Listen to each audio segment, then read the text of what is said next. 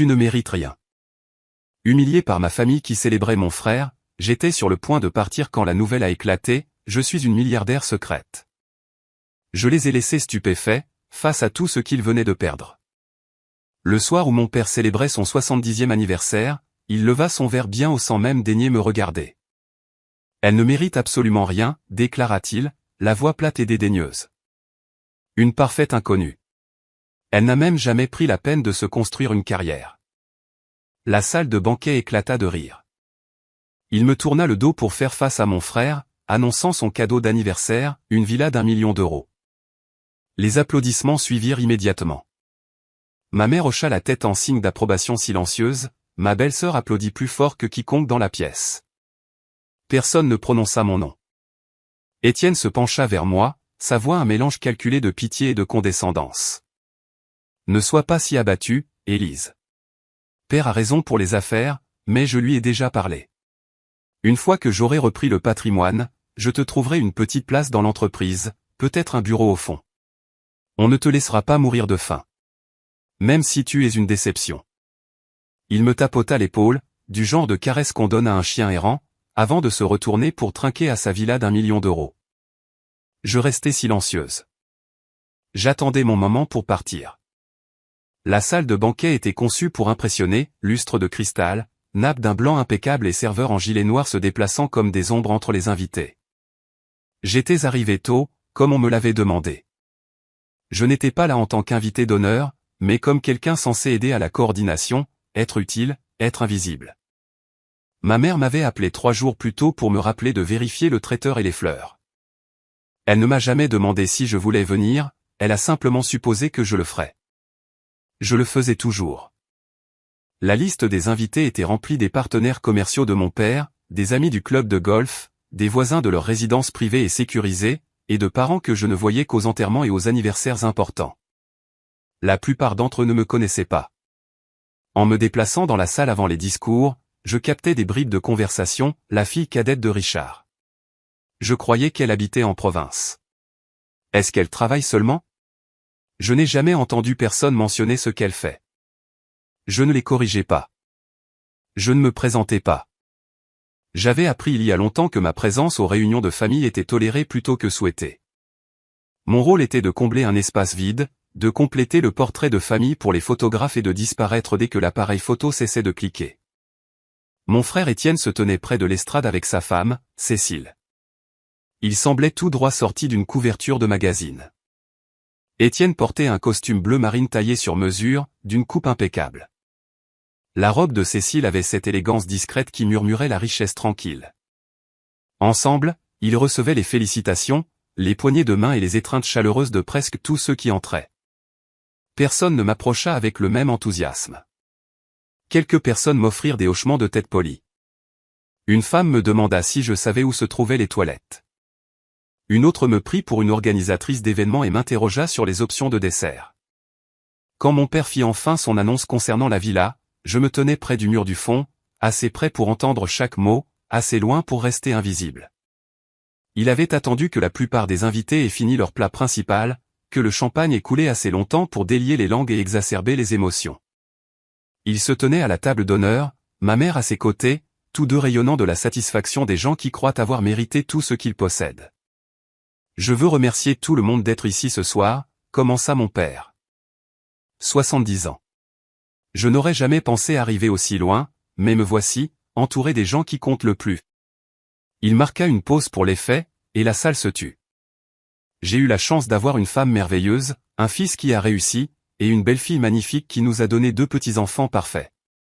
Notre famille n'est pas parfaite, mais nous avons bâti quelque chose dont je suis fier. Et ce soir, je veux annoncer quelque chose de vraiment spécial. Un cadeau qui représente tout ce que notre famille incarne. Étienne, Cécile, veuillez monter.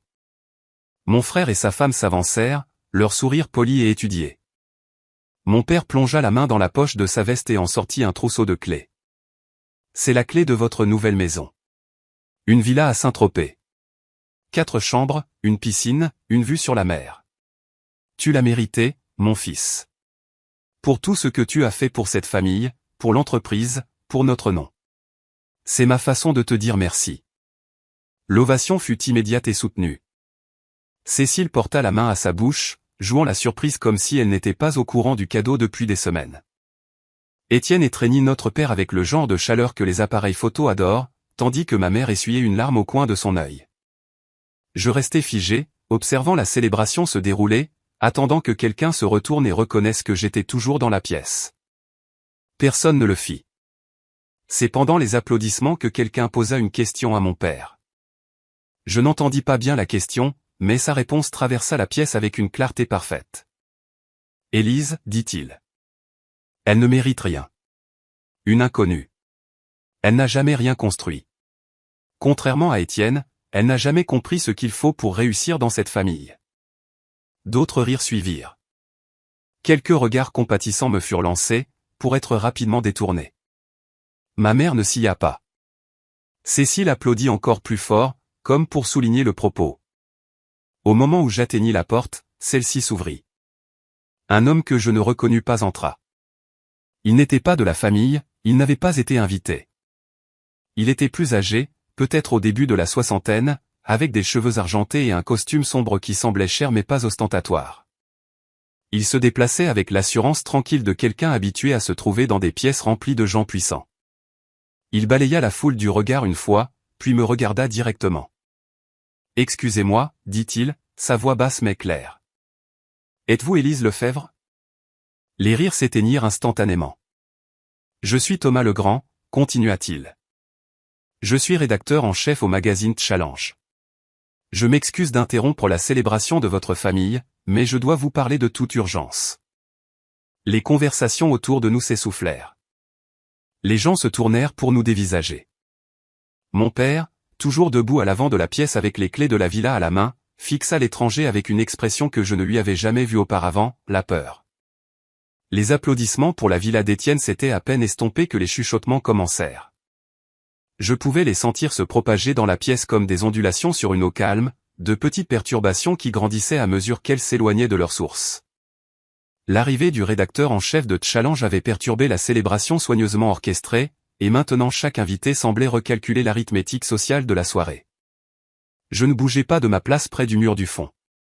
Thomas Legrand s'était excusé brièvement pour prendre un appel, promettant de revenir dans quelques minutes avec des informations importantes. Son départ me laissa seul au milieu d'une salle remplie de gens qui avaient passé les 3 dernières heures à m'ignorer complètement. Mon père était retourné à sa place à la table d'honneur, mais sa posture avait changé. Le patriarche confiant qui venait de distribuer des cadeaux d'1 million d'euros était maintenant assis avec les épaules légèrement voûtées, ses yeux se portant sans cesse vers la porte par laquelle Legrand était sorti. Ma mère se pencha pour lui murmurer quelque chose à l'oreille.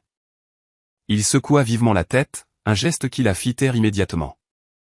Étienne et Cécile restaient à l'avant, acceptant les félicitations d'un flot constant de sympathisants, mais je remarquai que le sourire de mon frère était devenu rigide, ses yeux suivant la même porte que notre père regardait. Cécile continuait de lui toucher le bras, un geste qui semblait de soutien mais paraissait conçu pour le maintenir en place. La célébration continuait autour de moi, mais quelque chose de fondamental avait changé. L'arrivée d'un rédacteur en chef de Challenge, demandant spécifiquement la fille qui venait d'être publiquement rejetée, créait une incohérence narrative que personne dans la pièce ne pouvait résoudre. Je regardais les invités jeter des coups d'œil dans ma direction, puis détourner le regard, puis regarder à nouveau, comme s'ils essayaient de déterminer si j'étais soudainement devenu quelqu'un digne d'intérêt. Mes plus anciens souvenirs d'Étienne tournaient autour de la comparaison. Il avait 4 ans de plus, ce qui signifiait qu'il atteignait chaque étape en premier. Il marcha le premier, parla le premier, alla à l'école le premier, obtint son diplôme le premier. Au moment où j'arrivais à chaque accomplissement, la célébration avait déjà eu lieu. Mes parents avaient déjà documenté les premiers pas d'Étienne, ses premiers mots, son premier jour de maternelle. Quand je faisais les mêmes choses, la réponse était une reconnaissance polie plutôt qu'un véritable enthousiasme. Le schéma se poursuivit tout au long de mon enfance et de mon adolescence. Étienne jouait au rugby et intégra l'équipe première du lycée dès sa seconde. Je rejoignis le club de débat et remportai des compétitions régionales, mais mes trophées prenaient la poussière dans ma chambre tandis que ceux d'Étienne étaient exposés dans le salon. Étienne fut accepté dans la même grande école que notre père et reçut une voiture comme cadeau de fin d'études. J'obtins une bourse d'excellence pour une université à l'autre bout du pays et reçus une poignée de main. La fête se poursuivit pendant une autre heure après l'apparition initiale de Legrand. Je regardais ma famille jouer leur rôle avec la précision d'acteurs qui avaient répété la même pièce pendant des décennies. Mon père tenait sa cour à sa table, dispensant sa sagesse et acceptant les hommages. Ma mère circulait parmi les invités, s'assurant que tout le monde se sentait bienvenu et impressionné. Étienne et Cécile posaient pour des photos avec leurs nouvelles clés, leur sourire ne faiblissant jamais. Personne ne me demanda de me joindre à ces rituels. Personne ne vérifia si j'étais encore dans la pièce. À un moment donné, ma mère s'approcha brièvement de moi, son expression crispée par une irritation contenue. « Élise, les traiteurs ont besoin que quelqu'un vérifie le service du dessert. Pourrais-tu t'en occuper ? Tu ne fais rien d'autre. » J'acquiesçai et me dirigeai vers la cuisine, où les serveurs préparaient des plateaux de mini cheesecake et de mousse au chocolat. Ils parurent surpris quand j'entrai, probablement parce que les invités n'étaient pas censés se trouver dans la zone de service. J'expliquai que je venais juste vérifier et ils se détendirent, supposant que j'étais une coordinatrice plutôt qu'un membre de la famille. La chef traiteur, Marie, était efficace et organisée. Elle n'avait pas besoin de mon aide, mais je restai quelques minutes de toute façon, regardant son équipe travailler avec un professionnalisme tranquille. La cuisine était le seul endroit du bâtiment où je ne me sentais pas comme une intruse. Quand je retournai dans la salle principale, je trouvai mon père en pleine conversation avec plusieurs de ses partenaires commerciaux. Ils discutaient de la villa, louant la générosité de mon père et les réussites d'Étienne. Un homme mentionna les prix de l'immobilier sur la Côte d'Azur, un autre parla de portefeuille d'investissement et de patrimoine générationnel. Je me tenais assez près pour entendre, bien que personne ne semblât remarquer ma présence. « Vous devez être fier, » dit l'un des hommes à mon père. « Étienne a vraiment accompli quelque chose. » Mon père hocha la tête, la poitrine bombée de satisfaction. Il a mon éthique de travail. La même motivation, la même détermination. On le voit dans tout ce qu'il fait. « Et votre fille ?» demanda l'homme, regardant autour de lui comme s'il venait de se souvenir de mon existence. « Que fait-elle » L'expression de mon père vacilla brièvement avant de se figer en quelque chose entre le mépris et la déception. « Élise. Elle se cherche encore. Elle a toujours été plus une rêveuse qu'une femme d'action, si vous voyez ce que je veux dire. Certaines personnes n'ont tout simplement pas ce qu'il faut pour réussir dans le monde réel. » Les hommes hochèrent la tête avec sympathie, comme si mon échec à répondre aux attentes de mon père était une tragédie qu'ils pouvaient tous comprendre. Puis la conversation dériva sur le golf, les handicaps et les portefeuilles d'actions, et je fus de nouveau oublié. Je me dirigeais plutôt vers les fenêtres donnant sur le parking, où des voitures de luxe attendaient de ramener leurs propriétaires à leur vie de luxe. La nuit était claire et froide, le genre de soirée d'hiver qui rend le souffle visible et les étoiles nettes. Ma mère me trouva là quelques minutes plus tard. « Élise, pourquoi restes-tu seule ? Les gens vont penser que quelque chose ne va pas. » Je ne me retournai pas pour la regarder. Les gens ne pensent pas du tout à moi. Elle soupira, un son alourdi par des années de frustration accumulée. Ne commence pas ce soir. La fête de ton père n'est pas le moment pour ton apitoiement. Je ne m'apitoie pas sur mon sort. J'énonce un fait. Personne dans cette pièce ne se soucie de savoir si je suis là ou non. Ce n'est pas vrai. Nous t'avons invité, n'est-ce pas ? Je me tournai enfin pour lui faire face. Vous m'avez invité pour vérifier le traiteur et m'assurer que les arrangements floraux étaient corrects. Ce n'est pas la même chose que de me vouloir ici. La mâchoire de ma mère se crispa. Tu dois comprendre quelque chose, Élise. Ton père et moi avons des ressources limitées. Nous ne pouvons pas tout donner à tout le monde de manière égale. Étienne a des responsabilités, des obligations, une famille à soutenir. Il a plus besoin de la villa que toi. Je n'ai pas demandé de villa. Alors quel est le problème ? Je ne dis rien de tout cela. Je la regardais simplement jusqu'à ce qu'elle devienne mal à l'aise et s'excuse pour aller saluer quelqu'un de plus important. Les traiteurs commencèrent à débarrasser les assiettes alors que la soirée s'étirait vers sa conclusion inévitable. Les invités s'attardaient en petits groupes, leur conversation devenant plus bruyante à chaque verre de champagne. Je restais près des fenêtres, observant la dynamique sociale de la pièce avec le détachement de quelqu'un qui avait depuis longtemps accepté sa position d'outsider. L'histoire de l'annonce de mon père avait déjà commencé sa transformation en légende. J'entendais des bribes alors qu'elle circulait, chaque récit légèrement différent du précédent. Dans une version, Étienne avait mérité la villa grâce à des années de service dévouées à l'entreprise. Dans une autre, mon père planifiait le cadeau depuis des mois, le gardant secret jusqu'au moment parfait. Dans chaque version, la villa était la preuve que le travail acharné et la loyauté étaient récompensés dans notre famille. Personne ne mentionna ce que mon père avait dit à mon sujet. Personne ne se demanda si son évaluation était exacte. Une femme que je reconnus vaguement du quartier de mes parents s'approcha de moi alors que je me tenais près des fenêtres. Elle était plus âgée, bien habillée, avec le genre d'élégance préservée qui suggérait des visites régulières chez des dermatologues coûteux. Son sourire avait la qualité de quelqu'un sur le point d'offrir une sympathie qu'il ne ressentait pas réellement. « Vous devez être Élise, dit-elle, se positionnant à côté de moi comme si nous étions de vieilles amies. Votre père vous a mentionné dans son discours. » J'acquiesçai, attendant la suite inévitable. « Ce doit être difficile, continua-t-elle, baissant la voix d'un ton conspirateur. D'avoir un frère comme Étienne. Il a accompli tant de choses. Difficile d'être à la hauteur, j'imagine. Je n'essaie pas d'être à sa hauteur. Elle rit, un son tintant et artificiel. Bien sûr que non, ma chère. Chacun trouve son propre chemin. Certains chemins sont juste plus longs que d'autres. Elle me tapota le bras avec une condescendance qui ne laissait aucune place à la réponse, puis s'éloigna pour rejoindre une conversation avec des gens qui comptaient vraiment pour elle. Je la regardais partir, ressentant cette sensation familière d'être jugée et trouvée insuffisante par quelqu'un qui ne savait rien de moi. Des gens que je ne connaissais pas s'approchèrent de moi pour m'offrir des variations sur le même thème. Ils reconnaissaient mon existence de manière à renforcer mon insignifiance. Ils posaient des questions conçues pour confirmer les hypothèses qu'ils avaient déjà faites. Pourquoi travaillais-je? Étais-je marié? Avais-je des enfants? Chaque question était chargée d'attentes d'échec, et chaque réponse que je donnais semblait satisfaire leur besoin de me classer comme quelqu'un qui n'avait pas accompli ce qu'elle aurait dû. Je cessai de m'engager après la 3e ou 4e conversation. Je donnais des réponses courtes ou pas de réponse du tout. Ma belle-sœur, Cécile, se dirigea vers moi pendant une accalmie dans les félicitations. Elle marchait avec la grâce prudente de quelqu'un qui avait appris à se mouvoir dans des chaussures chères, son sourire figé comme un masque qu'elle avait oublié d'enlever. « Élise, dit-elle, s'arrêtant assez près pour que je puisse sentir son parfum, une senteur florale lourde qui emplissait l'espace entre nous.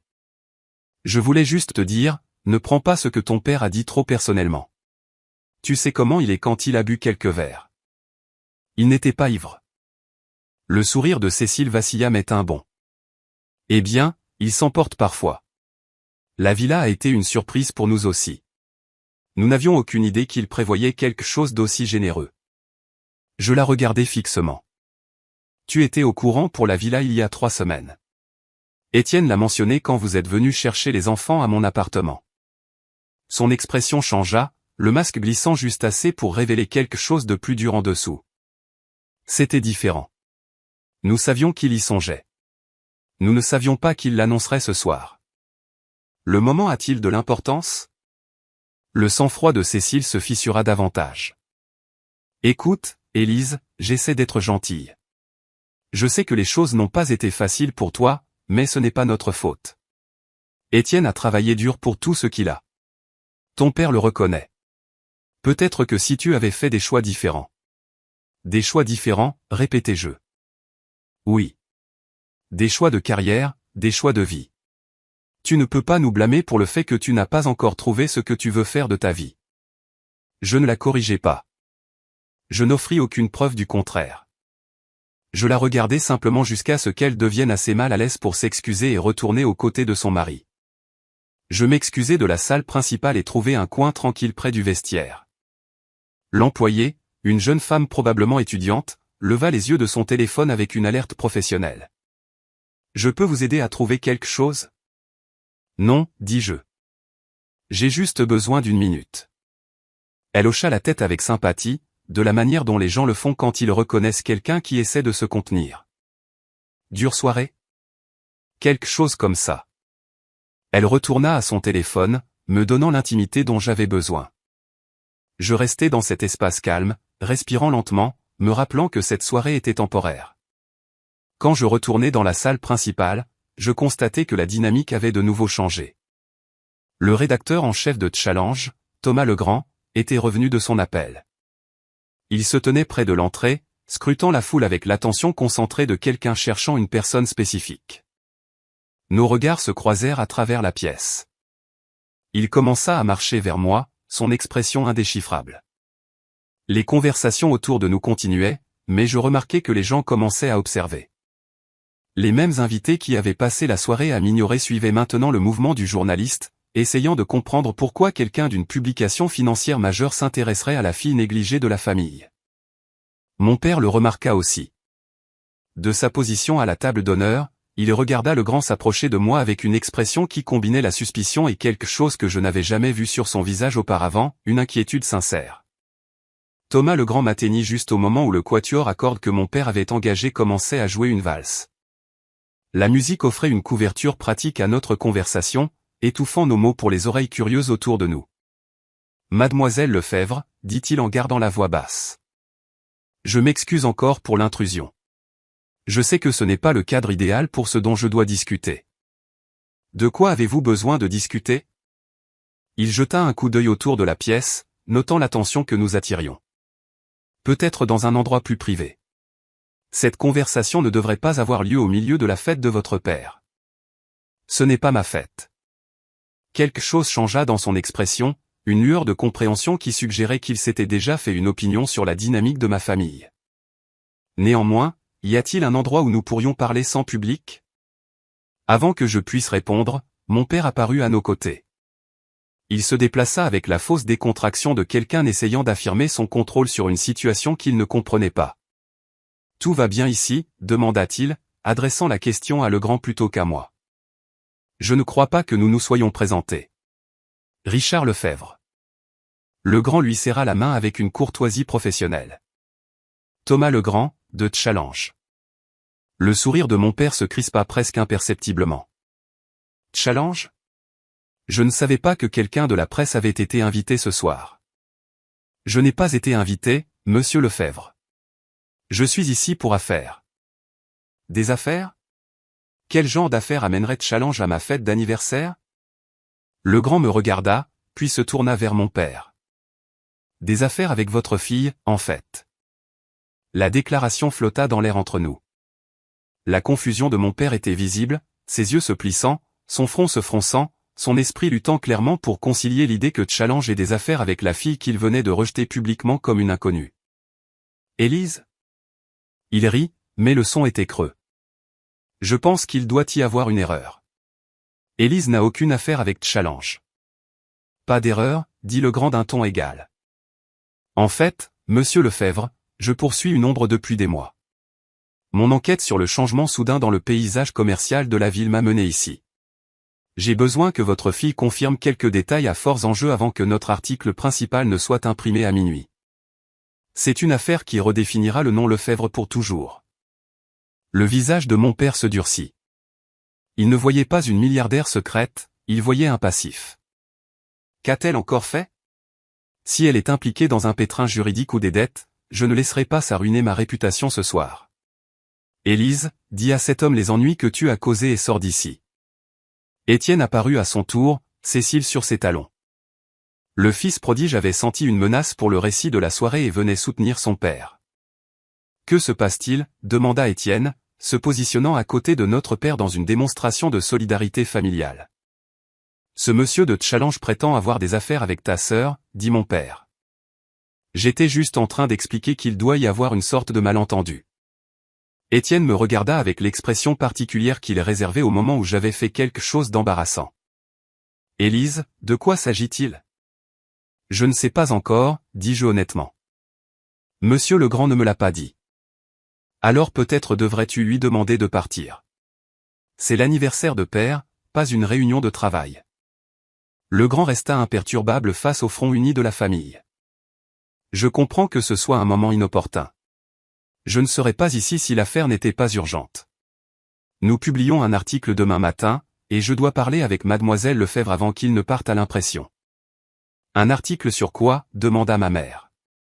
Comme je l'ai dit, c'est confidentiel jusqu'à ce que mademoiselle Lefebvre et moi ayons eu l'occasion d'en discuter.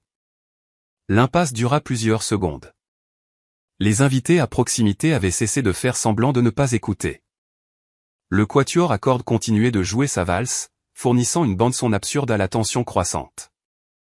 Je pris une décision.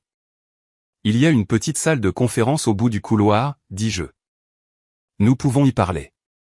Mon père me saisit le bras, pas brutalement, mais assez fermement pour marquer son objection. Élise, tu n'es pas obligée de faire ça. Nous ne savons pas qui est vraiment cet homme ni ce qu'il veut. Il m'a montré ses accréditations, dis-je en dégageant doucement mon bras de sa prise.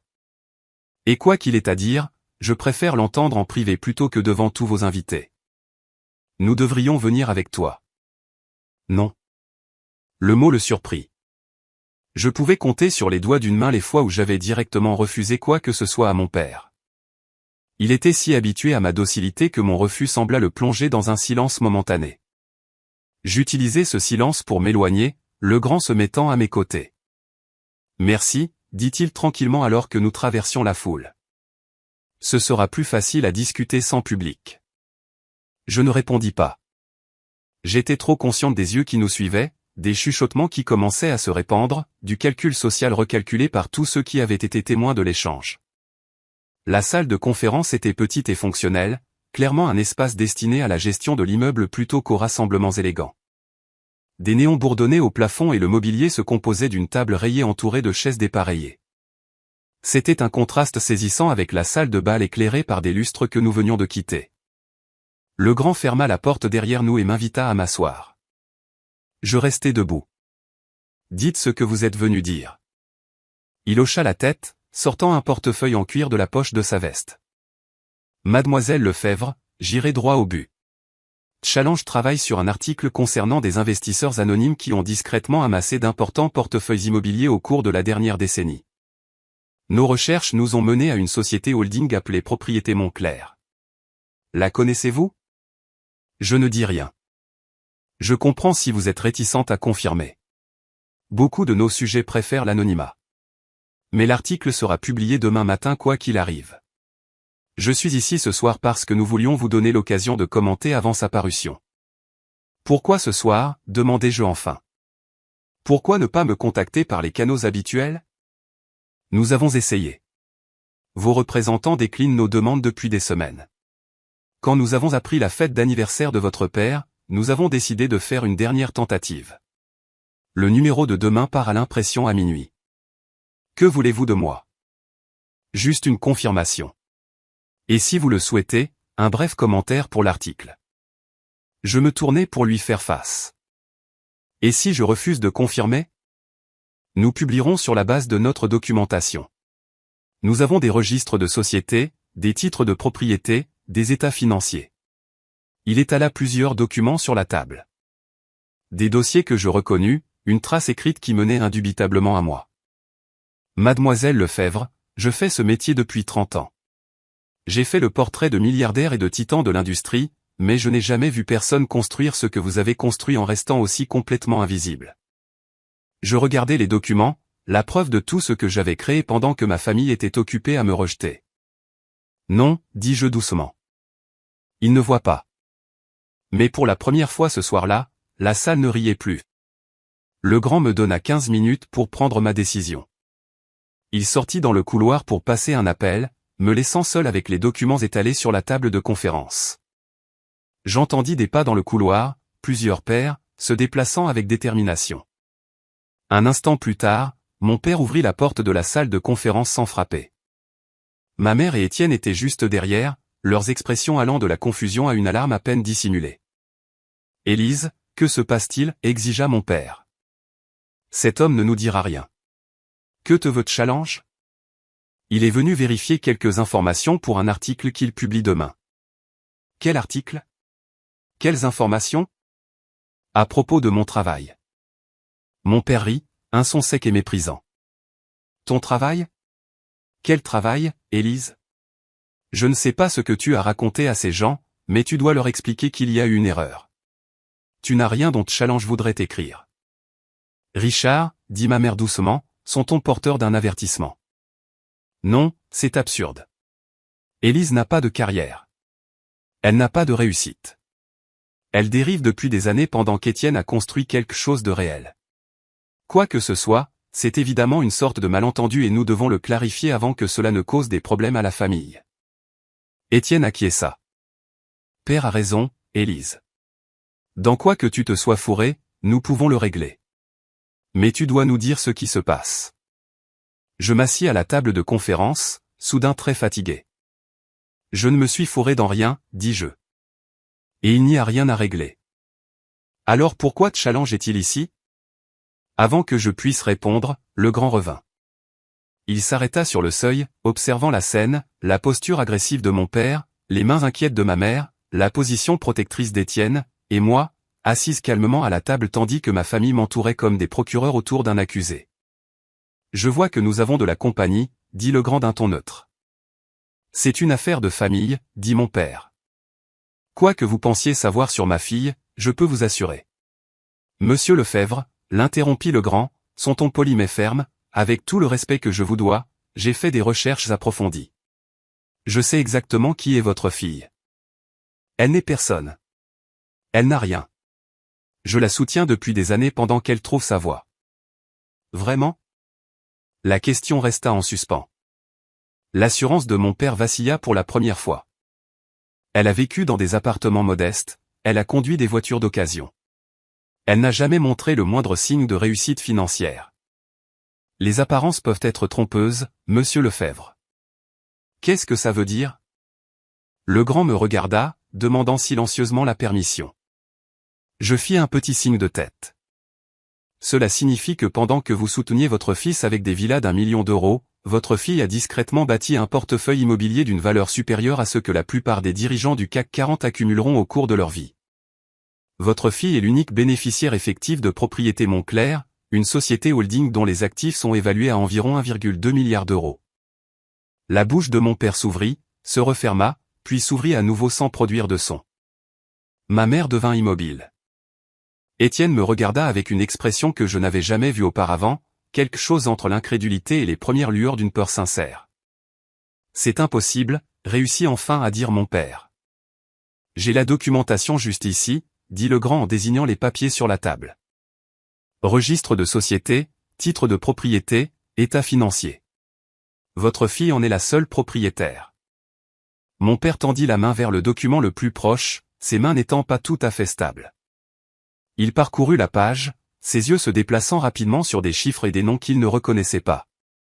Puis il me regarda avec une expression que je n'avais jamais vue diriger vers moi auparavant. Pas la déception, pas le mépris, pas la condescendance. Élise. Comment? Je ne répondis pas. J'ai besoin de parler avec monsieur Legrand en privé, dis-je. S'il vous plaît, partez. Nous ne partons pas tant que nous ne comprenons pas ce qui se passe, dit Étienne. Étienne, tu ne t'es pas intéressé à ce qui se passait dans ma vie depuis 15 ans. Tu n'as pas le droit de commencer maintenant parce que challenge s'est pointé. Les mots atterrirent plus durement que je ne l'avais prévu. Étienne recula comme si je l'avais frappé. Ma mère se plaça aux côtés de mon père, le soutenant d'une main sur son bras. Richard, peut-être devrions-nous laisser un peu d'espace à Élise. Nous pourrons en discuter après. Non. La voix de mon père avait retrouvé une partie de son autorité, bien qu'elle sonnât creux. Je veux savoir comment c'est arrivé. Je veux savoir pourquoi personne ne m'a rien dit. Parce que tu n'as jamais demandé, dis-je doucement. Parce que tu as décidé qui j'étais quand j'avais 12 ans et tu n'as jamais révisé cette opinion, quoi que je fasse. Parce qu'à chaque fois que j'essayais de te parler de ma vie, tu me comparais à Étienne et me trouvais insuffisante. Parce que tu viens de te lever devant 100 personnes et de me traiter d'inconnu.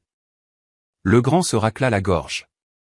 Mademoiselle Lefebvre, j'ai besoin de votre décision concernant l'article. Le temps presse.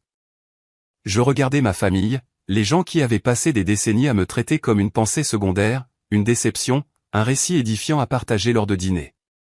Puis je regardais le grand, les documents qui prouvaient tout ce que j'avais construit, l'avenir qui était sur le point de se dérouler, que je l'approuve ou non. Publiez l'article, dis-je. Je vous donnerai votre commentaire. Plus personne ne célébrait. Ils attendaient. Thomas Legrand sortit un petit enregistreur et le posa sur la table de conférence. Ma famille resta figée dans ses positions, mon père s'agrippant au dossier d'une chaise, ma mère pressée contre lui, Étienne debout près de la porte avec Cécile, qui nous avait rejoints à un moment donné de la conversation. Le boîtier argenté de l'enregistreur captait la lumière crue des néons alors qu'il reposait immobile entre nous. La main de Legrand plana un instant au-dessus de l'appareil, ses doigts stables, tandis que le bourdonnement du système de ventilation du bâtiment devenait le seul son audible dans la pièce. Personne ne bougea pour s'asseoir, personne ne tendit la main vers la carafe d'eau au centre de la table.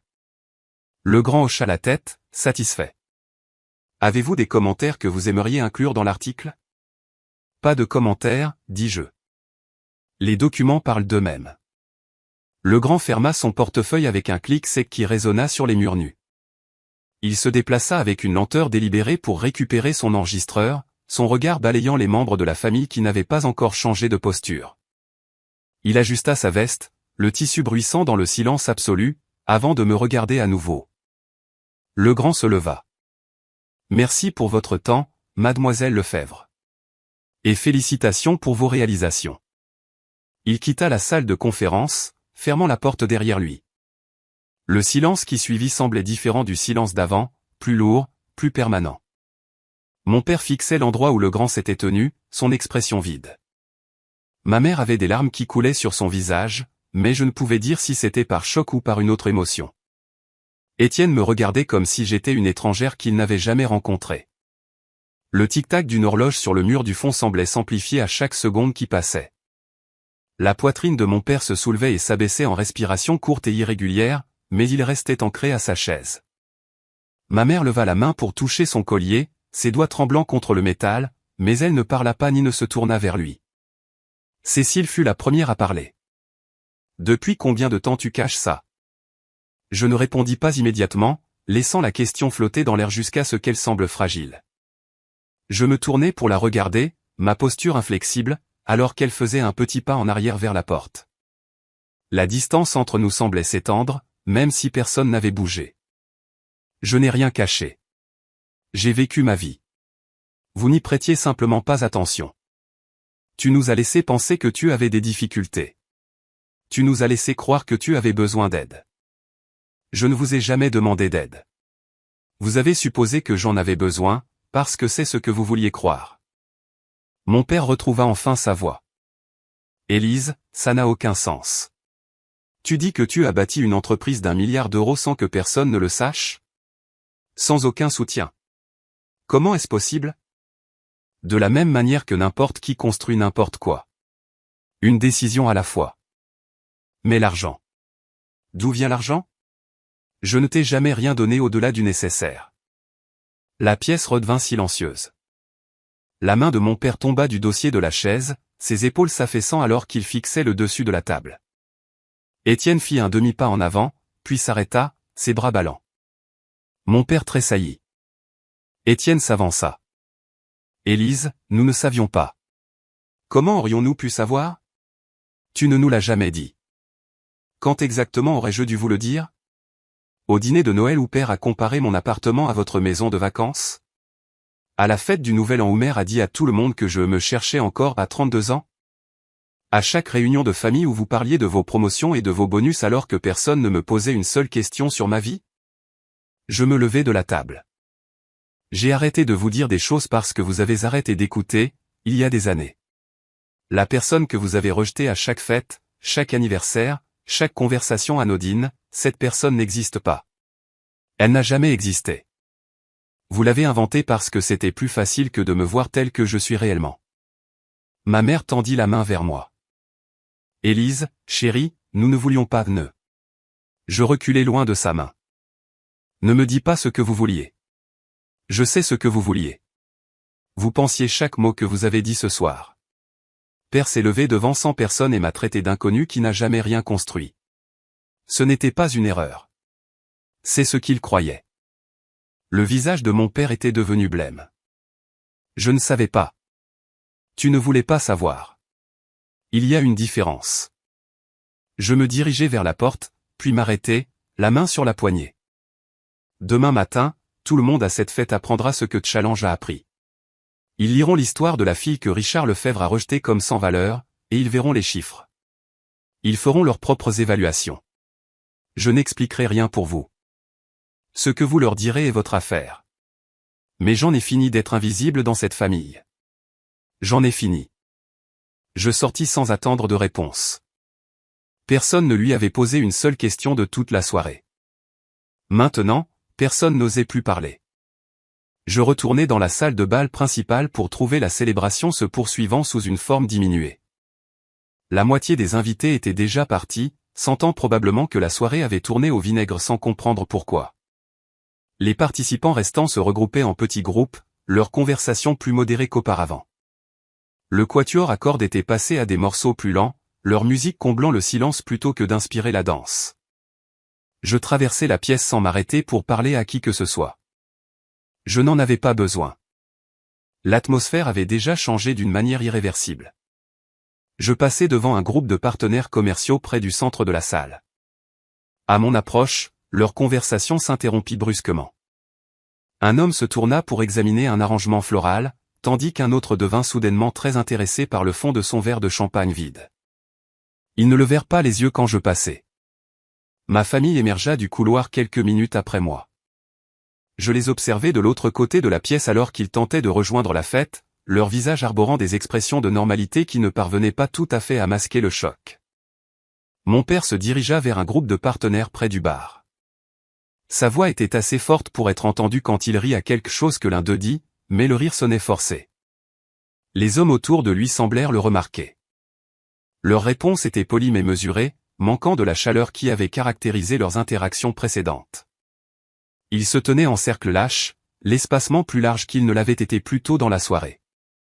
Quand mon père parlait, les hommes hochaient la tête, mais leurs yeux se tournaient vers la sortie ou les musiciens. Personne ne lui posa de questions de suivi. Étienne et Cécile se positionnèrent près de la table des cadeaux, où ils firent mine d'examiner les cartes et les présents qui s'étaient accumulés tout au long de la soirée. Cécile souriait à tous ceux qui passaient, mais ses yeux ne cessaient de se porter vers moi, puis de se détourner, comme si elle ne pouvait décider si me regarder était dangereux. Elle prit un petit paquet cadeau, le retournant sans cesse dans ses mains sans regarder l'étiquette. Étienne se tenait les mains dans les poches, le regard fixé sur les doubles portes à l'autre bout de la pièce. Quand un serveur leur offrit un plateau de hors-d'œuvre, ils déclinèrent tous les deux sans le regarder. Ma mère resta près de mon père, la main sur son bras, son rôle d'épouse de soutien étant apparemment la seule chose qu'elle savait jouer dans les moments d'incertitude. Elle hochait la tête lors des conversations sans y contribuer, souriait aux gens sans chaleur, et se déplaçait dans la pièce comme quelqu'un marchant dans un rêve devenu cauchemar. Je remarquai que les invités restants se comportaient différemment maintenant. Ils m'ignoraient encore, pour la plupart, mais la qualité de leur ignorance avait changé. Avant, ils m'avaient regardé sans me voir, comme si je n'existais vraiment pas. Maintenant, ils évitaient activement le contact visuel, se détournant délibérément quand je me déplaçais dans leur direction, se positionnant soigneusement pour que l'interaction avec moi ne soit pas nécessaire. Une voisine de mes parents, une femme qui m'avait parlé plus tôt dans la soirée, se cacha derrière un pilier alors que je me dirigeais vers le buffet. Deux hommes debout près des fenêtres interrompirent leur conciliabule et partirent dans des directions opposées dès que je me tournai vers eux. Les murmures dans la pièce étaient bas, un bourdonnement constant qui s'arrêtait et reprenait par intermittence selon l'endroit où je me trouvais. Je trouvai une place près des fenêtres et observai la danse prudente se dérouler. Une femme qui m'avait demandé plus tôt des informations sur les desserts passa sans un regard. Un homme qui avait ri aux commentaires de mon père sur elle inconnue et examinait studieusement son téléphone chaque fois que j'étais dans son champ de vision. La chef traiteur, Marie, croisa brièvement mon regard et me fit un petit signe de tête qui aurait pu être de la sympathie ou de la solidarité. L'équipe de Marie continuait de se déplacer dans la pièce, débarrassant les verres à moitié vides avec des gestes efficaces et silencieux. Ils étaient les seuls à ne pas changer de trajectoire alors que j'étais assise là. Les invités autour de moi maintenaient un rayon strict d'1,50 m d'espace vide, leurs têtes penchées les unes vers les autres dans des échanges chuchotés et urgents. Mon père tenta de restaurer la normalité en portant un toast improvisé. Il se tint près du bar et leva son verre, sa voix portant à travers la pièce avec une confiance forcée. Je veux remercier tout le monde encore une fois d'être ici ce soir. Ce fut une soirée que je n'oublierai jamais. À ma famille, continua-t-il, à la loyauté, aux liens qui nous unissent à travers tout. Quelques invités levèrent leur verre. La plupart ne le firent pas. Le toast sonnait creux, les mots contredisant tout ce qui s'était passé dans l'heure précédente. Quand il eut fini, les conversations reprirent, mais elles avaient un caractère différent maintenant. J'entendis des bribes alors qu'elles flottaient jusqu'à moi, que penses-tu de cette histoire avec Challenge? Aucune idée. Quelque chose à propos de la fille, apparemment. N'a-t-il pas juste dit qu'elle n'était personne? Étrange, non? Pourquoi Challenge s'intéresserait à quelqu'un qui n'est personne? Les questions restaient en suspens, sans réponse. Ma famille ne pouvait pas expliquer sans révéler ce qu'elle avait appris, et elle n'était clairement pas prête à révéler quoi que ce soit. Étienne s'approcha de moi alors que la soirée touchait à sa fin. Il se tenait à quelques mètres, les mains dans les poches, me regardant avec une expression que je ne pouvais pas tout à fait déchiffrer. « Élise, on peut parler? Nous sommes en train de parler. Je veux dire, vraiment parler. De ce qui s'est passé là-bas. Je n'ai rien d'autre à dire. » Eh bien, moi si. Il prit une inspiration, organisant ses pensées. Je ne comprends pas comment tu as fait ça. Comment tu as construit quelque chose d'aussi grand sans qu'aucun de nous ne le sache. Ça n'a pas de sens. Ça a parfaitement de sens. Vous ne prêtiez simplement pas attention. Ce n'est pas juste. Ah bon? Quand est-ce que tu m'as demandé des nouvelles de mon travail pour la dernière fois? Quand est-ce que tu as montré le moindre intérêt pour ce que je faisais de ma vie? Il ouvrit la bouche pour répondre, puis la referma. Exactement, dis-je. Tu n'as pas demandé parce que tu t'en fichais. Parce que dans ton esprit, j'étais déjà défini. J'étais la sœur qui ne réussissait pas, celle qui te faisait paraître meilleure par comparaison. Tu avais besoin que je sois ça, alors tu n'as jamais regardé assez attentivement pour voir autre chose. Père a eu tort de dire ce qu'il a dit. Je le vois maintenant. Tu ne pouvais pas le voir il y a une heure? Tu as applaudi avec tout le monde. Il n'eut aucune réponse à cela. Je pars, dis-je. Mon assistant contactera la famille demain matin pour coordonner tout suivi nécessaire concernant l'article. Tu as un assistant? J'ai du personnel, une entreprise, une vie dont tu n'as jamais rien demandé.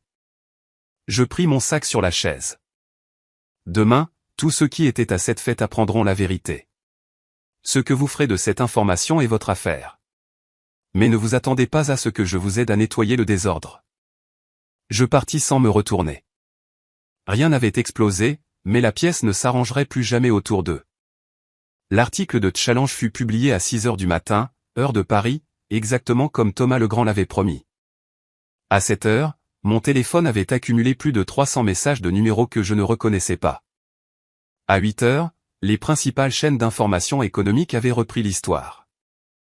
À midi, la fête d'anniversaire de mon père était devenue une note de bas de page dans le récit plus large d'une milliardaire secrète révélée. Je regardais la couverture médiatique depuis le salon de mon appartement, le même modeste 3 pièces que j'occupais depuis 8 ans. Le même espace que ma famille avait utilisé comme preuve de mon échec. La même adresse où ils venaient une fois par an pour récupérer les cadeaux d'anniversaire de leurs petits-enfants, toujours avec des commentaires sur le fait que je devrais vraiment penser à déménager dans un endroit plus agréable. La couverture médiatique se concentrait principalement sur l'ampleur de mes avoirs et le décalage apparent entre ma personnalité publique et ma valeur réelle. Mon téléphone sonna vers 13 heures. L'identifiant de l'appelant affichait le nom de ma mère. Je laissai le répondeur. Le message qu'elle laissa était bref, « Élise, nous devons parler. S'il te plaît, rappelle-moi. » Je ne rappelais pas. Le deuxième message, 1 heure plus tard, était plus long, « Élise, les gens appellent. Les amis, les voisins. Ils veulent savoir si c'est vrai. Père ne sait pas quoi leur dire. S'il te plaît, parle-nous. » Je ne rappelais pas. Le troisième message, 3 heures après, était la voix de mon père, « Élise, c'est ridicule. Tu ne peux pas simplement lâcher une bombe comme ça et disparaître. Nous sommes ta famille. Nous méritons une explication. Appelle-moi. » J'éteignis mon téléphone. Les journaux télévisés du soir diffusèrent des segments analysant la révélation Lefebvre, comme certains médias l'appelaient. Ils montraient la photo de mon père à côté de la mienne et notaient l'ironie du fait que sa fête d'anniversaire soit devenue le théâtre de la révélation de sa fille. Un commentateur souligna que la fortune nette de Richard Lefebvre était estimée à environ 30 millions d'euros, une somme respectable mais moins de 3% de ce que sa fille avait tranquillement accumulé. Je regardais le monde de mon père se rétrécir en temps réel. Les appels de ses partenaires commerciaux qui arrivaient habituellement le dimanche matin cessèrent. Les invitations aux tournois de golf et au dîner, qui étaient des éléments réguliers de son calendrier social, ne se matérialisèrent pas. Les gens qui avaient ri à son toast d'anniversaire étaient soudainement indisponibles, leur réponse polie mais distante lorsque le nom de mon père était mentionné. Le lundi matin apporta une autre vague de couverture médiatique, cette fois axée sur les propriétés elles-mêmes. Des journalistes immobiliers retracèrent l'historique de mes acquisitions, cartographiant l'expansion constante depuis ce premier duplex jusqu'au portefeuille actuel. Ils interviewèrent des locataires dans mes immeubles d'appartements, des gérants de mes propriétés commerciales, des entrepreneurs qui avaient travaillé sur mes projets. Le portrait qui en émergea était celui d'une investisseuse prudente et méthodique qui traitait bien ses employés, entretenait ses propriétés de manière responsable et opérait avec une intégrité qui surprenait les observateurs s'attendant à l'excès habituel des milliardaires. Le contraste avec le comportement public de ma famille à la fête d'anniversaire fut fréquemment noté. Mon frère appela le mardi. Je répondis parce que j'étais curieuse de savoir ce qu'il dirait. Élise. Sa voix était rauque, comme s'il n'avait pas bien dormi. Nous devons parler. Parler? Pas au téléphone. En personne. Je peux passer? À mon appartement? Celui que vous utilisez comme preuve de mon échec depuis 8 ans. Silence à l'autre bout du fil. C'est ce que je pensais, dis-je. Que veux-tu, Étienne? Je veux comprendre. Je veux savoir comment c'est arrivé. Tu veux savoir comment j'ai réussi pendant que tu ne regardais pas. Ce n'est pas, il soupira. D'accord, oui. C'est une partie de la question. Je ne comprends pas comment tu as fait ça sans qu'aucun de nous ne le sache. Parce que vous n'avez jamais demandé. Parce que vous n'avez jamais regardé. Parce que tu étais trop occupé à être le fils prodige pour remarquer que ta sœur construisait quelque chose de plus grand que toute ta carrière. Je n'essaie pas de rivaliser avec toi. Non. Tu essaies de comprendre pourquoi tu n'as pas vu ça venir. Parce que si j'ai pu te cacher quelque chose d'aussi énorme, qu'est-ce que tu as manqué d'autre? Qu'est-ce que tu ignores d'autre de ta propre vie? Un autre silence. Père a du mal, dit enfin Étienne. Les gens appellent pour poser des questions sur toi et il ne sait pas quoi leur dire. Il est embarrassé. Il devrait l'être. Élise, il s'est levé à sa fête d'anniversaire et m'a traité d'inconnu devant 100 personnes. Des gens qui lisent maintenant des articles sur le fait que sa fille inconnue vaut 40 fois plus que lui. Bien sûr qu'il est embarrassé. Il aurait dû être embarrassé avant l'article de Challenge, mais apparemment ce n'était pas une raison suffisante. Il ne savait pas. C'est exactement le problème. Je mis fin à l'appel sans dire au revoir. Rien ne leur avait été directement enlevé, mais tout ce qui comptait s'était tranquillement éloigné. La semaine qui suivit la révélation de Challenge fut une étude du silence. Non pas le silence hostile du rejet actif, mais le silence passif de l'effacement progressif. Ma famille découvrit que leur statut social avait été construit sur des hypothèses qui ne tenaient plus. J'appris leur expérience par des connaissances mutuelles qui étaient soudainement devenues avides de partager des informations avec moi. Les mêmes personnes qui m'avaient ignoré à la fête de mon père trouvaient maintenant des raisons de me contacter, m'offrant des félicitations et posant des questions subtiles sur la dynamique familiale dont elles avaient été témoins. Je ne répondis à aucune d'entre elles, mais j'écoutais ce qu'elles avaient à dire. La partie de golf de mon père avait été reportée indéfiniment.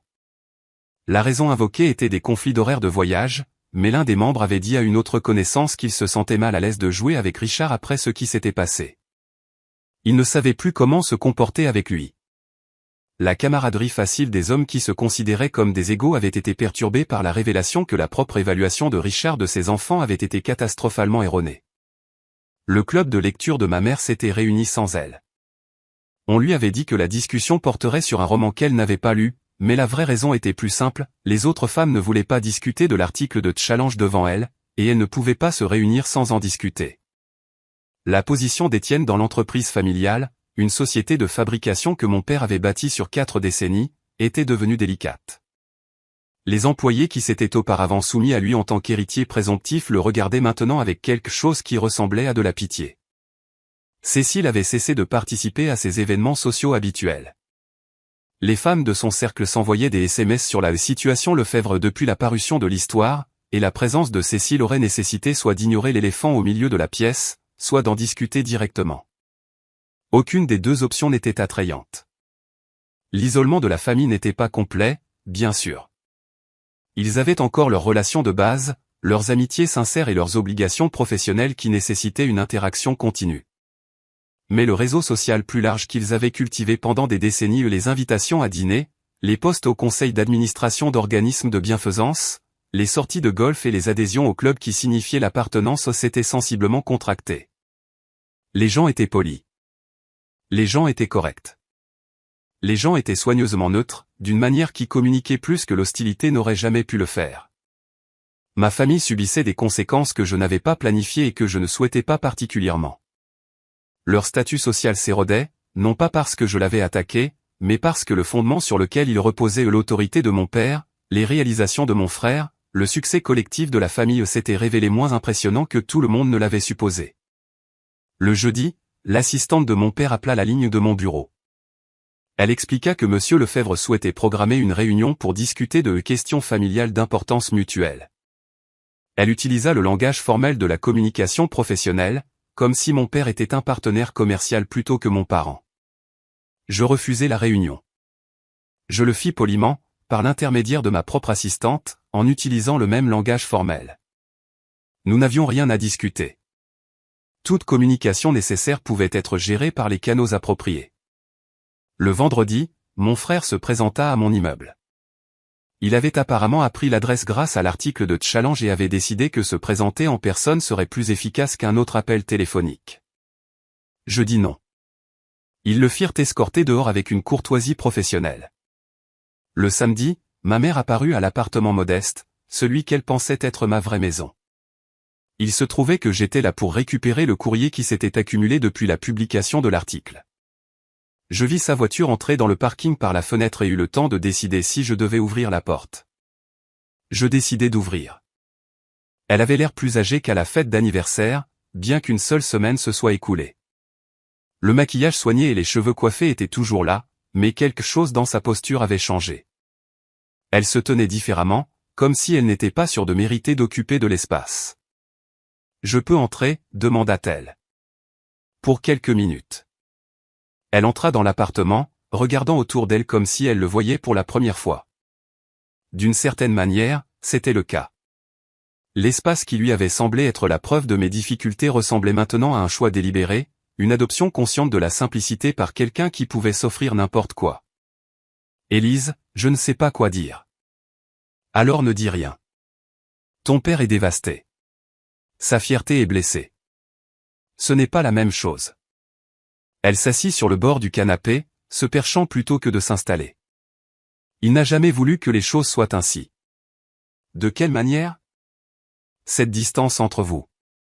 Il a toujours espéré que tu finirais par trouver ta voie. J'ai trouvé ma voie il y a 20 ans. Il ne regardait simplement pas. Il a eu tort. Je le sais maintenant. Nous avons tous les deux eu tort.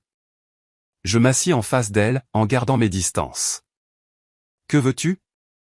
Je veux comprendre. Je veux savoir pourquoi tu ne nous l'as jamais dit. Parce que vous n'avez jamais demandé. Parce qu'à chaque fois que j'essayais de partager quelque chose, vous changiez de sujet pour revenir à Étienne. Parce que l'histoire que vous vouliez raconter sur votre famille n'incluait pas une fille qui réussit, alors vous avez cessé de me voir comme telle. Ce n'est pas vrai. C'est vrai. Vous avez fait de moi un exemple de ce qui arrive quand quelqu'un ne suit pas les conseils de père. Vous m'avez utilisé pour faire paraître Étienne meilleur. Vous aviez besoin que je sois un échec. Les yeux de ma mère s'emplirent de larmes. Nous n'avions pas besoin que tu sois quoi que ce soit. Nous voulions juste que tu sois heureuse. Non. Vous vouliez que je sois heureuse d'une manière que vous puissiez comprendre. Quand j'ai choisi un chemin différent, vous avez décidé que je devais être perdu, plutôt que de simplement me diriger vers un endroit que vous ne pouviez pas suivre. Les larmes coulèrent. Ma mère les essuya d'un geste étudié, maintenant son sang-froid même s'il se fissurait. « Pouvons-nous arranger ça ?» demanda-t-elle. « Y a-t-il un moyen de recommencer ?» « Je ne sais pas, dis-je honnêtement. Mais aujourd'hui n'est pas le jour pour essayer. » Elle hocha la tête, acceptant la réponse sans argumenter. Quand elle partit quelques minutes plus tard, elle n'essaya pas de me serrer dans ses bras. Elle ne demanda pas quand nous pourrions nous reparler. Elle se dirigea simplement vers sa voiture et s'en alla. Rien ne leur avait été directement enlevé, mais tout ce qui comptait s'était tranquillement éloigné. La réunion de famille eut lieu 2 semaines après l'article de Challenge. Mon père la convoqua en utilisant un langage qui suggérait un ordre plutôt qu'une demande. Étienne me rapporta cela dans un message vocal que je n'ai pas retourné. Apparemment, j'avais été invité, bien que l'invitation ait été transmise par mon frère plutôt que directement. Je n'y assistais pas. Mais j'appris ce qui s'était passé par des sources qui avaient émergé depuis ma révélation. La réunion eut lieu chez mes parents, dans le salon formel que ma mère réservait aux occasions qu'elle considérait comme importantes. Mon père était assis dans son fauteuil habituel, le fauteuil club en cuir positionné près de la cheminée, d'où il pouvait s'adresser à la pièce comme un PDG à son conseil d'administration. Ma mère était assise sur le canapé adjacent. Étienne et Cécile occupaient des chaises assorties de l'autre côté. Mon père commença par un discours. Il parla de loyauté familiale, de discrétion, de l'importance de présenter un front uni au monde extérieur. Il parla de l'attention médiatique et de la manière dont elle devait être gérée avec soin. Il parla d'Élise, de moi, comme si j'étais un problème à résoudre plutôt qu'une personne qui avait fait des choix. Le discours dura environ 10 minutes. Quand il se termina, Étienne posa la première question. Que sommes-nous censés dire aux gens? Mon père n'avait pas de réponse. L'autorité habituelle de sa voix faiblit lorsqu'il tenta de répondre. Il ne s'était pas préparé aux questions. Il s'était attendu à ce que tout le monde accepte son analyse et suive sa direction, comme il l'avait toujours fait. Ma mère intervint avec une suggestion. Peut-être pourrait-il présenter la situation comme une heureuse surprise. Peut-être pourrait-il prétendre qu'il connaissait le succès d'Élise depuis le début et qu'il respectait sa vie privée. Peut-être que l'humiliation publique à la fête d'anniversaire pourrait être expliquée comme une blague qui a mal tourné. Cécile rejeta immédiatement cette idée. Trop de gens avaient été à la fête, trop avaient entendu exactement ce que mon père avait dit. Toute tentative de réécrire l'histoire serait démasquée comme un mensonge, faisant paraître la famille encore plus mal qu'auparavant. La discussion dégénéra à partir de là. L'argument fut interrompu par une prise de conscience plus douloureuse que n'importe quelle dette. Mon père fixa les documents que le grand avait laissés sur la table. Il ne regardait plus la valeur totale. Il regardait les dates. J'étais milliardaire depuis 5 ans. 5 ans qu'il me traitait d'échec. 5 ans qu'il m'offrait sa pitié alors que j'aurais pu acheter son monde entier 1000 fois sans scier. Elle n'avait pas besoin de nous, murmura mon père, la voix brisée. Elle s'est assise à notre table pendant 5 ans, nous écoutant rire d'elle, sachant qu'elle possédait plus de cette ville que je n'en ai jamais rêvé. Elle n'a pas seulement caché son argent, Étienne. Elle s'est cachée de nous. Parce que nous ne valions pas la peine d'être connus. Étienne rejeta la faute sur mon père pour les commentaires publics qui avaient créé le contraste. Si mon père avait simplement porté son toast sans mentionner Élise, sans la traiter d'inconnue, la révélation de Challenge aurait été surprenante mais pas humiliante. La famille aurait pu plaider l'ignorance sans paraître ridicule. Mon père reprocha à Étienne de ne pas connaître le succès de sa propre sœur. Étienne était censé maintenir les liens familiaux, suivre ce que tout le monde faisait. Comment avait-il pu manquer quelque chose d'aussi important se produisant juste sous son nez? Cécile leur reprocha à tous les deux de l'avoir exclu de la conversation. Elle avait toujours été méfiante quant au traitement de la famille envers Élise. Elle prétendit qu'elle avait toujours pensé qu'il y avait plus dans la situation qu'il n'y paraissait. Si quelqu'un avait écouté ses préoccupations, peut-être aurait-il découvert la vérité plus tôt. Ma mère reprocha à tout le monde de se disputer au lieu de trouver des solutions. La réputation de la famille était en jeu. Ils devaient travailler ensemble, pas se déchirer. Mais travailler ensemble nécessitait un leader, et le leadership de mon père avait été fondamentalement sapé. Maintenant, le monde savait que son évaluation de sa propre fille avait été catastrophiquement erronée. Étienne posa apparemment cette question directement. Mon père n'eut aucune réponse. Pour la première fois de mémoire d'homme, Richard Lefebvre fut confronté à la preuve de sa propre faillibilité qu'il ne pouvait ni rejeter ni expliquer. La réunion se termina sans résolution. Aucune stratégie ne fut convenue, aucun message unifié ne fut élaboré. Les membres de la famille retournèrent à leur vie séparée, avec l'entente que chacun gérerait sa propre situation du mieux qu'il pourrait. Les fractures qui avaient toujours existé sous la surface de la famille Lefebvre étaient maintenant visibles pour tout le monde. La structure que mon père avait bâtie pendant des décennies, la hiérarchie du succès et de l'échec, la division claire entre ceux qui comptaient et ceux qui ne comptaient pas, s'était effondrée sous le poids de ses propres contradictions. Pour la première fois, personne dans cette pièce ne savait qui était censé diriger. Le gala de charité, 3 semaines après l'article de Challenge, était exactement le genre d'événement auquel ma famille avait toujours assisté. Tenue de soirée, la liste des invités comprenait les mêmes chefs d'entreprise, personnalités de la communauté et arbitres sociaux qui avaient été à la fête d'anniversaire de mon père. Les mêmes personnes qui avaient été témoins de mon humiliation publique et qui avaient appris quelques jours plus tard que j'étais plus riche que tous réunis. Mon invitation arriva par les canaux officiels, une demande formelle du comité d'organisation du gala, envoyée à mes bureaux avec la déférence appropriée. Ils voulaient que j'assiste. Plus que ça, ils voulaient que je prenne la parole. J'acceptais. J'appris de sources secondaires que ma famille s'attendait également à assister. Le gala était un rendez-vous régulier de leur calendrier social, une occasion de voir et d'être vus, de renforcer leur position dans les hautes sphères de la communauté. Ils avaient acheté leurs billets des mois à l'avance, à l'époque où la famille Lefebvre était encore considérée comme assez importante pour mériter une place de choix. Leurs billets furent remboursés. Le comité invoqua une capacité limitée en raison d'une demande inattendue. Ils offrirent des excuses sincères et promirent une considération prioritaire pour l'événement de l'année suivante. Le langage était poli et professionnel, transmettant le message essentiel sans rien dire directement, les Lefebvre n'étaient plus les bienvenus à la table qu'ils avaient occupée pendant des années. Je n'appris cela que le soir même du gala. J'arrivai sur les lieux dans une simple robe noire, le genre d'élégance discrète qui communiquait la richesse sans ostentation. Mon équipe de sécurité s'était coordonnée à l'avance avec les organisateurs de l'événement. Tout se déroula sans accroc. La réaction à ma présence fut immédiate mais subtile. Les conversations s'interrompirent quand j'entrai. Les regards suivirent mes déplacements à travers la pièce. Des gens qui m'avaient ignoré pendant des décennies trouvèrent soudain des raisons de se placer sur mon chemin, offrant des salutations et des félicitations qui portaient la chaleur prudente de ceux qui voulaient être rappelés favorablement. Je ne cherchais pas l'attention. Je me déplaçais simplement dans l'espace, acceptant les poignées de main et les sourires avec une grâce neutre. Je vis ma famille une fois pendant la soirée. Ils étaient arrivés sur les lieux malgré le remboursement de leurs billets, espérant apparemment négocier leur entrée grâce à leurs relations personnelles. Je les repérai près de l'entrée, engagés dans une conversation tendue avec l'un des coordinateurs de l'événement. Mon père parlait avec la frustration contenue de quelqu'un habitué à obtenir ce qu'il veut.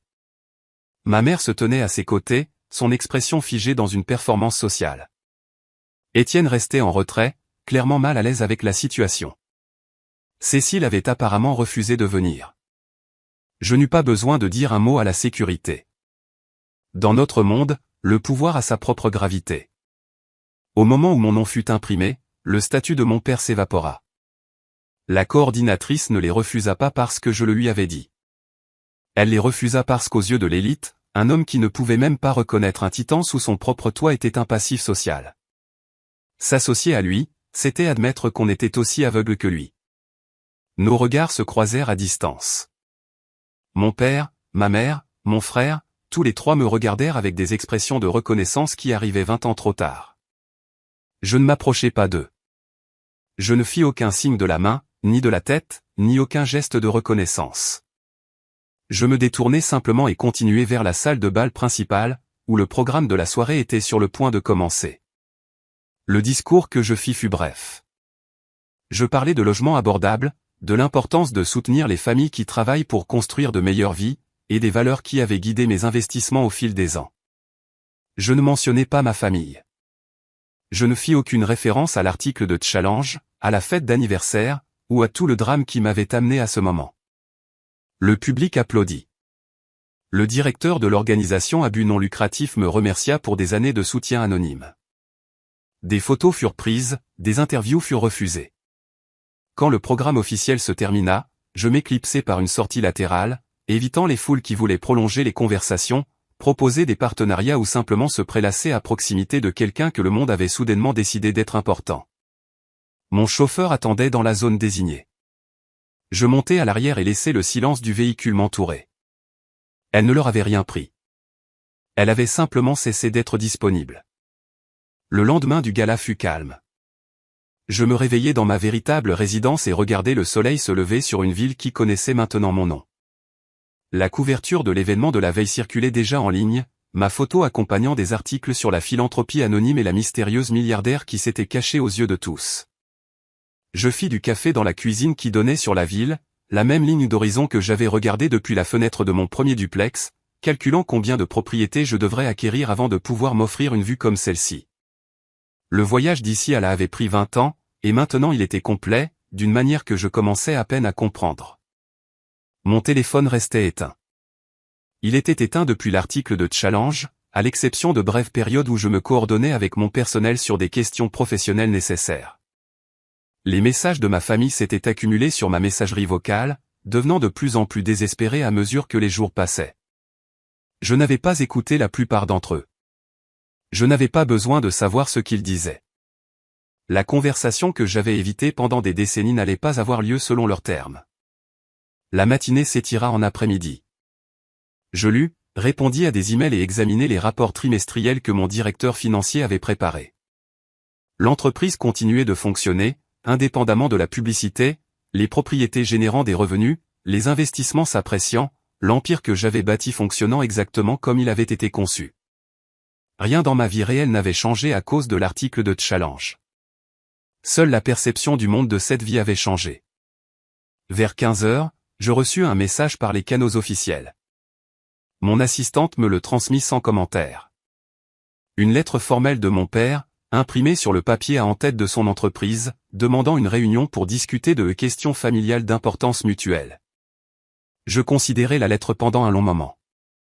Le langage était prudent, dépouillé de l'autorité et de la condescendance qui avaient caractérisé la communication de mon père depuis aussi longtemps que je me souvienne. Il demandait plutôt qu'il n'ordonnait, sollicitait plutôt qu'il n'exigeait. Le changement de ton reconnaissait quelque chose qu'il n'avait jamais reconnu auparavant, que j'avais le pouvoir de lui refuser. Je considérai la lettre, puis pensai à l'allocation mensuelle qu'Étienne m'avait autrefois offerte.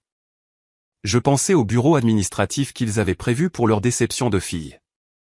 Je n'envoyai pas de réponse. Je ne fis pas appeler mes avocats. Je laissai simplement tomber la lettre dans la déchiqueteuse. Non pas comme un acte de vengeance, mais comme un acte de rangement. Ils avaient passé 30 ans à faire de moi un rien, et je leur donnais enfin exactement ce qu'ils voulaient, le néant. Mon silence n'était pas une arme. C'était une frontière qu'ils ne franchiraient plus jamais. Les semaines qui suivirent furent d'une étrange tranquillité. L'attention médiatique s'estompa à mesure que de nouvelles histoires captivaient l'intérêt du public.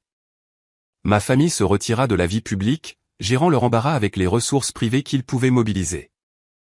Les cercles sociaux qui les avaient autrefois accueillis se refermèrent lentement, non pas avec des exclusions spectaculaires, mais avec le refroidissement progressif des invitations et des opportunités. J'appris par des intermédiaires que mon père avait réduit son implication dans l'entreprise, invoquant des problèmes de santé que personne ne croyait vraiment. Étienne avait reçu plus de responsabilités, mais la transition était maladroite. L'autorité dont il héritait était assombrie par des questions sur le fait de savoir s'il la méritait. Ma mère s'était retirée de la plupart de ses activités sociales. Elle passait plus de temps à la maison maintenant, plus de temps seule. Ma famille m'avait traité de rien pendant 30 ans. Ils m'avaient défini par mes insuffisances, mesurées selon leurs propres normes, et m'avaient trouvé constamment décevante. Et maintenant, le monde savait la vérité. Non pas parce que je leur avais prouvé qu'ils avaient tort, mais parce que la vérité était finalement devenue impossible à ignorer. Je n'avais pas besoin qu'ils s'excusent. Je n'avais pas besoin qu'ils reconnaissent leurs erreurs. Je n'avais besoin de rien d'eux du tout. La richesse que j'avais bâtie était la mienne, accumulée grâce à mes propres choix et efforts. La vie que j'avais construite existait indépendamment de leurs opinions. Ils m'avaient appelé rien, et je comprenais enfin. Le rien était quelque chose qu'ils ne contrôlaient plus.